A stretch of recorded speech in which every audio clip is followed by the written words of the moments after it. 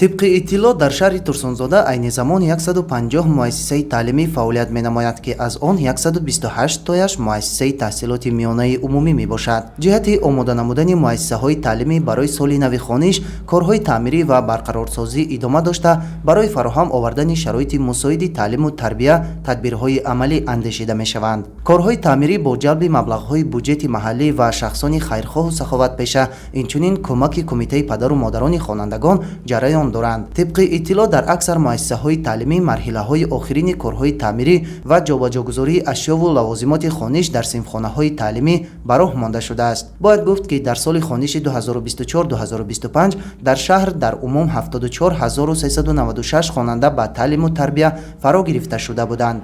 این تعداد با نظرداشت زیاد شدن اهالی تمایل افزاینده دارد.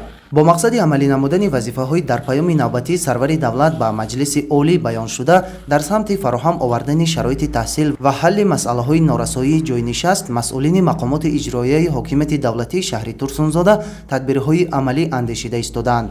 در برابر تعمیر جاری و کلی مؤسسه‌های موجوده، حالا در نزد 28 مؤسسه تعلیمی ساختمان 379 صنفخانه علاوگی برای 18192 جای نشست در دو بست ادامه دارند. از این تعداد بینا و صنفخانه‌های علاوگی در نزد 6 مؤسسه تعلیمی در آغاز سال تحصیلی نو به استفاده داده می‌شوند که در آنها 1200 خواننده با جای نشست تامین خواهند شد. در پیروی به اقدام‌های سازنده و تطبیق سیاست معارف پرورانه راهبر دولت، اهل معارفچیان شهر ترسونزاده کارهای آمادگی را برای آغاز سال تحصیلی 2025-2026 ادامه می‌دهند و در سمت بنیاد و به استفاده دادن بناهای نوی تعلیمی و صفتاً خوب براه ماندن روند تعلیم تدبیر اندیشی می‌کنند.